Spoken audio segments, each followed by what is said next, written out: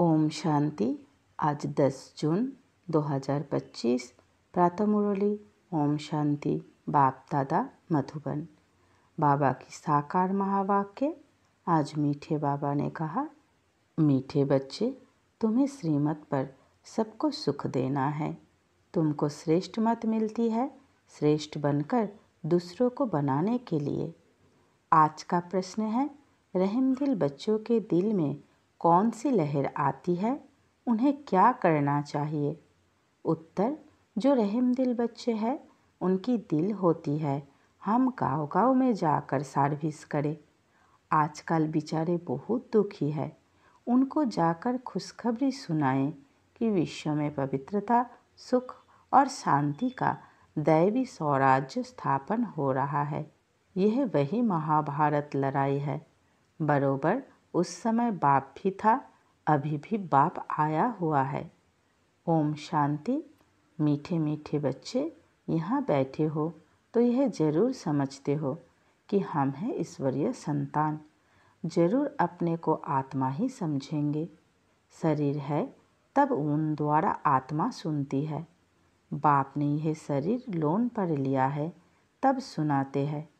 अभी तुम समझते हो हम है ईश्वरीय संतान व संप्रदाय, फिर हम दैवी संप्रदाय बनेंगे।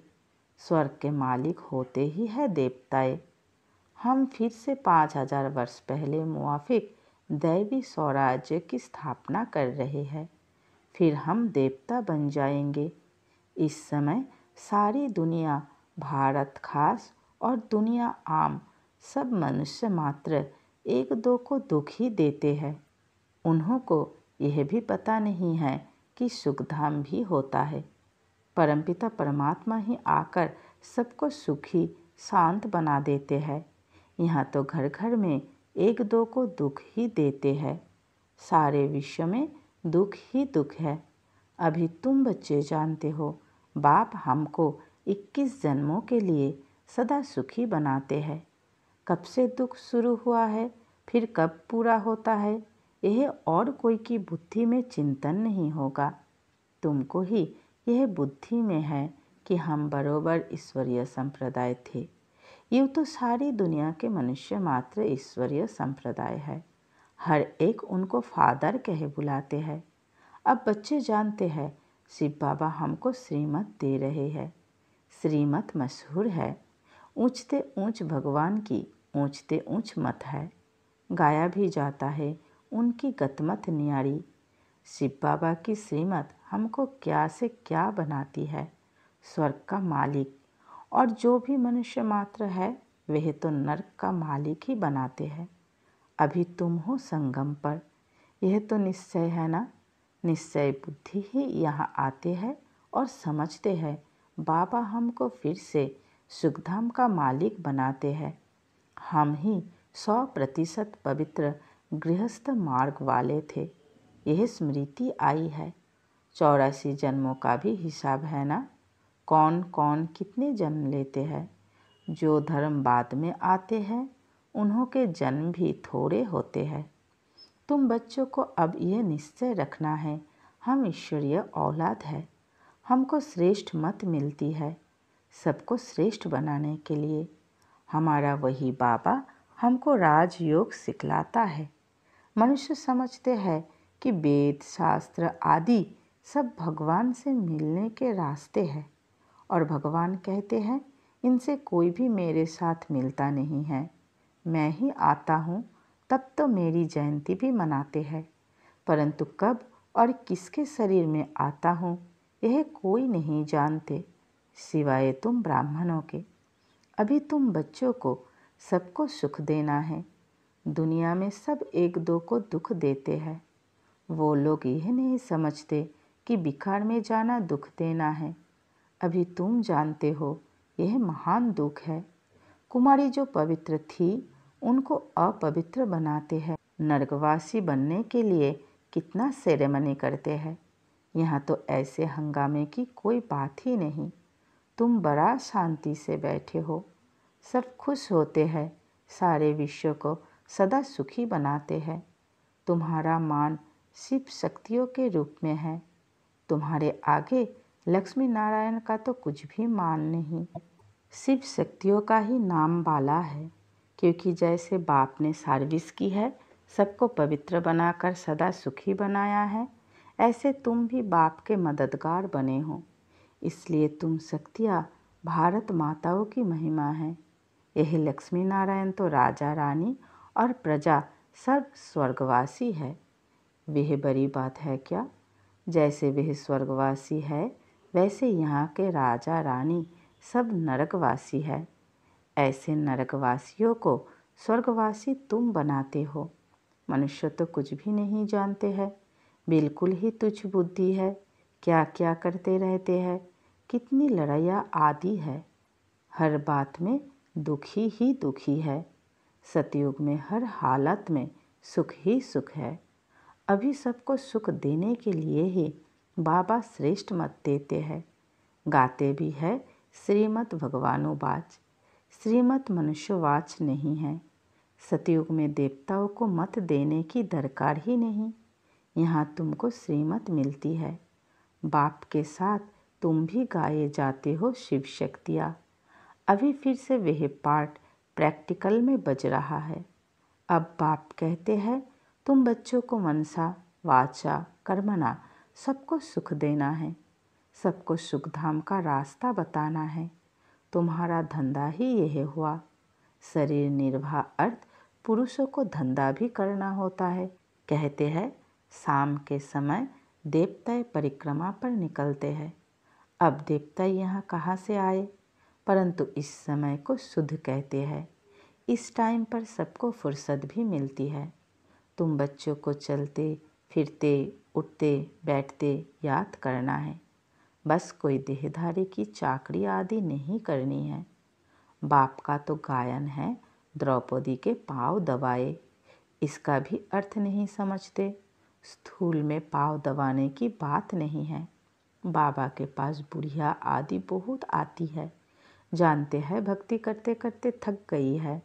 आधा कल्प बहुत धक्के खाए हैं ना, तो यह पैर दबाने के अक्षर को उठा लिया है। अब श्री कृष्ण पाँव कैसे दबाएंगे? शोभेगा? तुम श्री कृष्ण को पाँव दबाने देंगी? श्री कृष्ण को देखते ही उनको चटक पड़ेंगी। उनमें तो बहुत चमत्कार रहता है।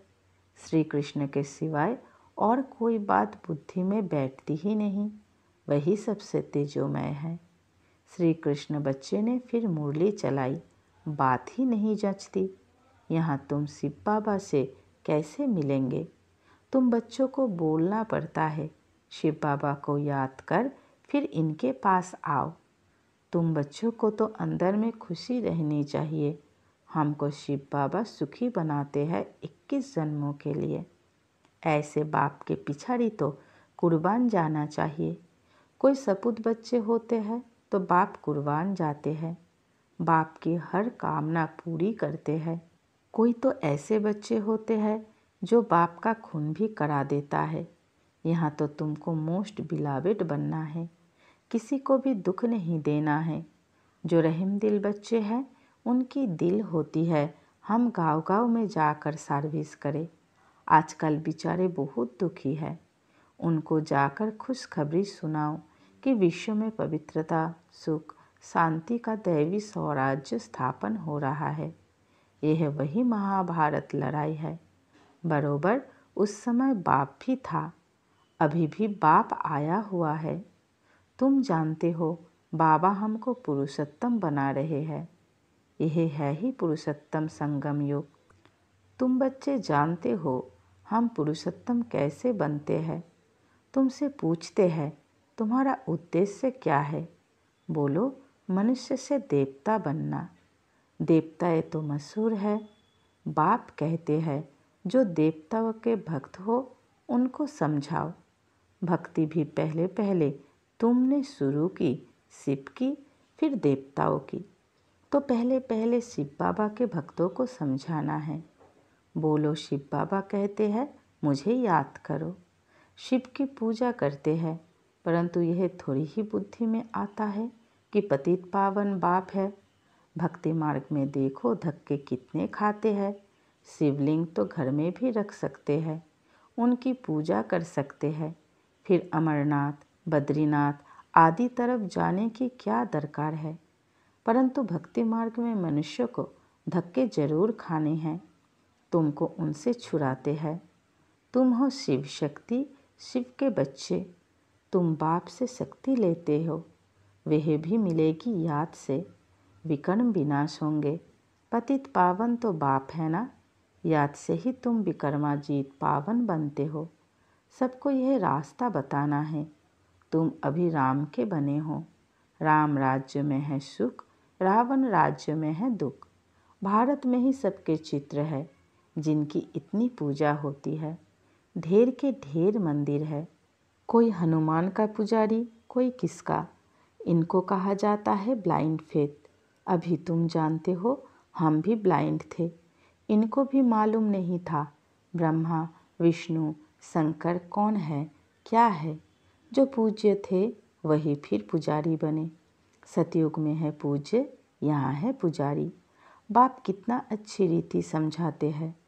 तुम जानते हो पूज्य होते ही है सतयुग में। यहाँ है पुजारी तो पूजा ही करते हैं। तुम हो शिव शक्तियाँ। अभी तुम ना पुजारी ना पूज्य हो। बाप को भूल मत जाओ। यह साधारण तन है ना, इसमें ऊंचते ऊंच भगवान आते हैं। तुम बाप को अपने पास निमंत्रण देते हो ना, बाबा आओ, हम बहुत पतित बन गए हैं। पुरानी पतित दुनिया, पतित शरीर में आकर हमको पावन बनाओ। बच्चे निमंत्रण देते हैं। यहाँ तो कोई पावन है ही नहीं। जरूर सभी पतितों को पावन बनाकर ले जाएंगे ना। तो सबको शरीर छोड़ना पड़े ना। मनुष्य शरीर छोड़ते हैं तो कितना हाय दोष मचाते हैं। तुम खुशी से जाते हो। अभी तुम्हारी आत्मा रेस करती है। देखे कौन शिव बाबा को जास्ती याद करते हैं। शिव बाबा की याद में रहते रहते ही शरीर छूट जाए तो अहो सौभाग्य, बेरा ही पार। सभी को बाप कहते हैं ऐसे पुरुषार्थ करो। सन्यासी भी कोई कोई ऐसे होते हैं, ब्रह्म में लीन होने के लिए अभ्यास करते हैं। फिर पिछाड़ी में ऐसे बैठे बैठे शरीर छोड़ देते हैं। सन्नाटा हो जाता है। सुख के दिन फिर आएंगे। इसके लिए ही तुम पुरुषार्थ करते हो। बाबा हम आपके पास चले। आपको ही याद करते करते जब हमारी आत्मा पवित्र हो जाएगी तो आप हमको साथ ले जाएंगे। आगे जब काशी कलवट खाते थे तो बहुत प्रेम से खाते थे। बस हम मुक्त हो जाएंगे ऐसे समझते थे। अभी तुम बाप को याद करते चले जाते हो शांति धाम। तुम बाप को याद करते हो तो इस याद के बल से पाप कटते हैं। वह समझते हैं हमारे फिर पानी से पाप कट जाएंगे, मुक्ति मिल जाएगी। अब बाप समझाते हैं वह कोई योग बल नहीं है। पापों की साजा खाते खाते फिर जाकर जन्म लेते हैं। नए सिर फिर पापों का खाता शुरू होता है। कर्म अकर्म विकर्म की गति बाप बैठ समझाते हैं। राम राज्य में कर्म अकर्म होते हैं। रावण राज्य में कर्म विकर्म हो जाता है। वहाँ कोई विकार आदि होता नहीं। मीठे मीठे फूल बच्चे जानते हैं। बाप हमको सब युक्तियाँ सब राज समझाते हैं। मुख्य बात यह है कि बाप को याद करो। पतित पावन बाप तुम्हारे सामने बैठे हैं। कितना निर्माण है, कोई अहंकार नहीं, बिल्कुल साधारण चलते रहते हैं। बाप दादा दोनों ही बच्चों के सर्वेंट है।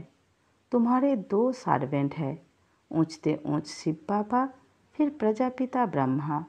वो लोग त्रिमूर्ति ब्रह्मा कह देते हैं, अर्थ थोड़ी ही जानते हैं। त्रिमूर्ति ब्रह्मा क्या करते हैं कुछ भी पता नहीं है। अच्छा, मीठे मीठे सिकिलधे बच्चों प्रति माता पिता बाप दादा का याद प्यार और गुड मॉर्निंग। रूहानी बाप की रूहानी बच्चों को नमस्ते।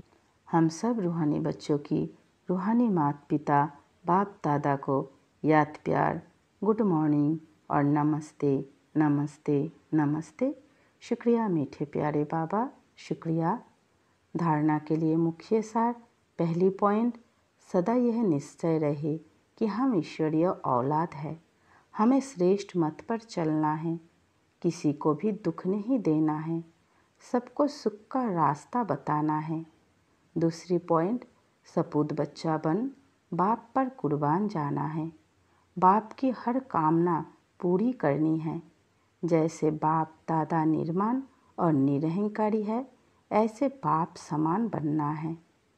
वरदान, बाबा आज हमें वरदान दे रहे हैं, स्व उन्नति द्वारा सेवा में उन्नति करने वाले सच्चे सेवाधारी भवो। स्व उन्नति द्वारा सेवा में उन्नति करने वाले सच्चे सेवाधारी भवो।